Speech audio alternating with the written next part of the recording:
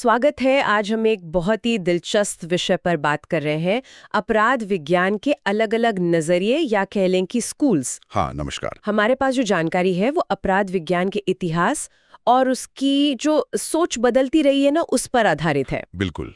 तो हमारा मकसद आज ये समझना है कि समय के साथ ये जुर्म को देखने का, उसके कारणों को समझने का तरीका कैसे बदला, कैसे विकसित हुआ है। सही। तो चलिए शुरू करते। देखिए, अपराध को समझने की कोशिश तो हमेशा से होती आई है, लेकिन बहुत पहले की बात करें, जब शायद विज्ञान उतना नहीं था, तब लोग क्या सोचते थे, क्यों कोई अपराध करता है, क्या धारणाएं थी? हाँ, देखिए, प्राचीन काल में जब वैज्ञानिक समझ आप कह सकते हैं कि लगभग नहीं थी, तब अपराध को अक्सर बुरी ताकतों से जोड़ा जाता था। अच्छा, जैसे शैतान या बुरी आत्माएं? हाँ, बिल्कुल, बुरी आत्माएं, शैतान, या फिर ये कि भाई भगवान का गुस्सा है, दैवीय दंड है। और जो न्याय के तरीके थे वो भी बड़े अजीब थे। कभी आग से परीक्षा ले ली, कभी पानी में डुबोकर, जिसे वो कहते थे अग्नि परीक्षा। हाँ, सुना है इसके बारे में। सजा भी बहुत कठोर होती थी और उसका कोई तय तरीका नहीं था, मनमानी होती थी। मकसद सिर्फ एक था, डराना। कोई सिस्टमेटिक कानूनी प्रक्रिया नहीं थी, ना ही किसी व्यक्तिगत अधिकार की बात थी। बाप रे, फिर तो काफी बदलाव आया होगा, खासकर 18वीं सदी में वो जो ज्ञानोदय का युग था। हाँ, बिल्कुल। वहां से क्लासिकल स्कूल का जन्म हुआ है ना। मैंने पढ़ा है सेजारे बेकेरिया और जेरेमी बेंथम जैसे नाम जुड़े हैं इससे। बिल्कुल सही।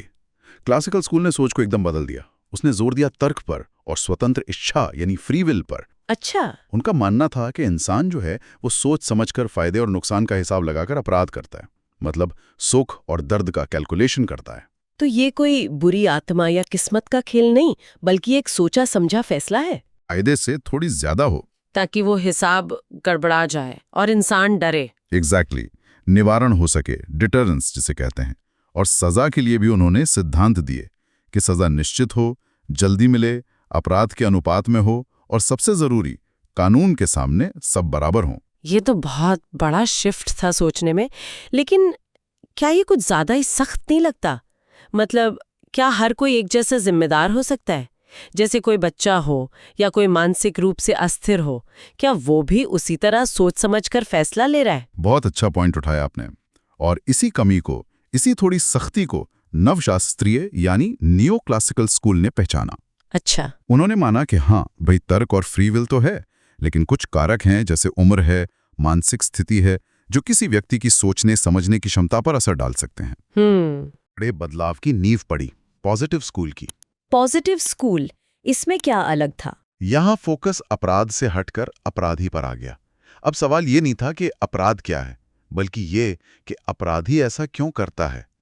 यहाँ लोम्ब्रोसो जैसे विचारक आए जिन्होंने जैविक कारणों पर बहुत जोर दिया। बायोलॉजिकल कारण जैसे? हाँ, उनका वो बड़ा विवादास्पद सिद्धांत था जन्मजात अपराधी का, कि कुछ लोग पैदा ही अपराधी होते हैं, उनके शारीरिक लक्षणों से पहचाना जा सकता है। हालांकि इस थ्योरी की बहुत आलोचना हुई और बाद में इसे खारिज कर दिया गया। अच्छा, ये तो सुनने में ही अजीब लग रहा है। हाँ, लेकिन शुरुआत थी। फिर फेरी जैसे विचारक आए, उन्होंने इसमें सामाजिक और पर्यावरणीय कारकों को जोड़ा। गारोफालो ने प्राकृतिक अपराध और अपराधियों में नैतिक भावनाओं की कमी की बात की। और टार्डे ने कहा कि अपराध सीखा जाता है, दूसरों को देखकर उनकी नकल करके। तो मतलब अब अपराधी की अपनी बनावट, उसका माहौल, उसकी सीख, इन सब पर ध्यान जाने लगा। हाँ, बिल्कुल। अब व्यक्ति केंद्र में आ गया और इसी से जुड़ा हुआ है क्लिनिकल स्कूल। क्लिनिकल स्कूल, ये क्या है? ये अपराधी को एक व्यक्ति के तौर पर देखता है, एक ऐसा व्यक्ति जिसके व्यवहार के पीछे कुछ खास कारण हो सकते हैं, मनोवैज्ञानिक, जैविक या सामाजिक। तो ये अपराध को एक तरह की बीमारी या लक्षण मानता है? कुछ वैसा ही। ये अपराध को एक लक्षण मानता है जिसका निदान किया जा सकता है और फिर उपचार यानी कि पुनर्वास पर जोर देता है। अपराधी को ठीक करने पर फोकस है। लेकिन एक सवाल मेरे मन में आ रहा है, क्या अपराध सिर्फ व्यक्ति की समस्या है? क्या समाज की कोई भूमिका नहीं है इसमें? बहुत जरूरी सवाल है ये।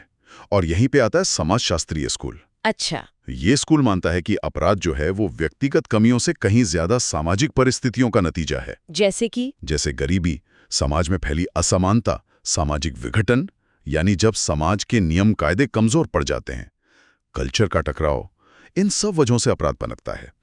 इसी धारा में कई महत्वपूर्ण सिद्धांत आते हैं।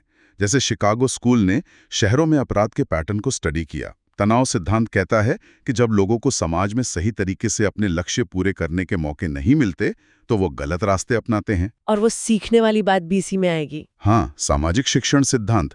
फिर सामाजिक नियंत्रण सिद्धांत है जो पूछता है कि लोग अपराध क्यों नहीं करते, मतलब कौन सी चीजें उन्हें रोकती हैं।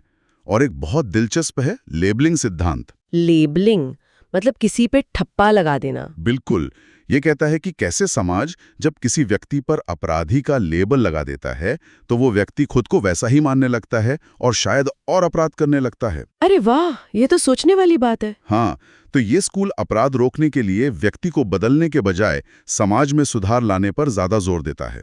और हाल के दशकों में मतलब पिछले 50-60 सालों में कोई और नई सोच आई है?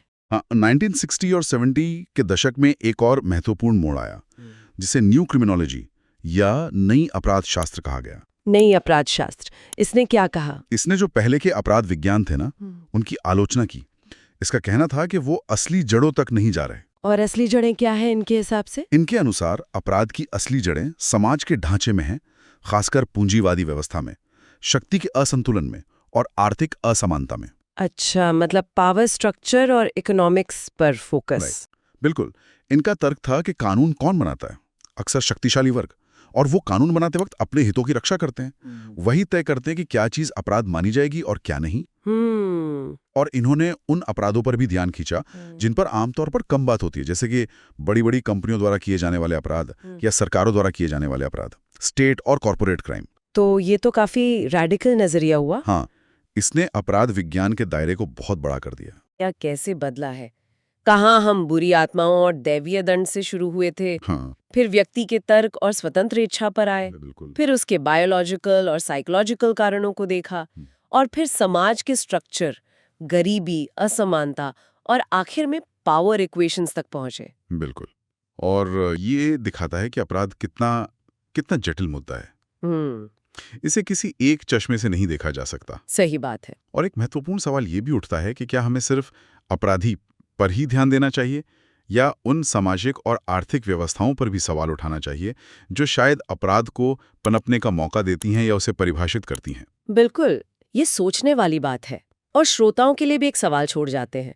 आज का जो डिजिटल युग है, जिसमें साइबर क्राइम जैसे नए तरह के अपराध सामने आ रहे हैं, क्या ये जो पुराने स्कूल्स और सिद्धांत हमने डिस्कस किए, वो इन नए अपराधों को समझने में नाकासी हैं, या फिर वो इन्हें एक नए संदर्भ में देखने में हमारी मदद कर सकते हैं? इस पर जरूर सोचिएगा। हाँ, ये एक अहम सवाल है आगे के लिए।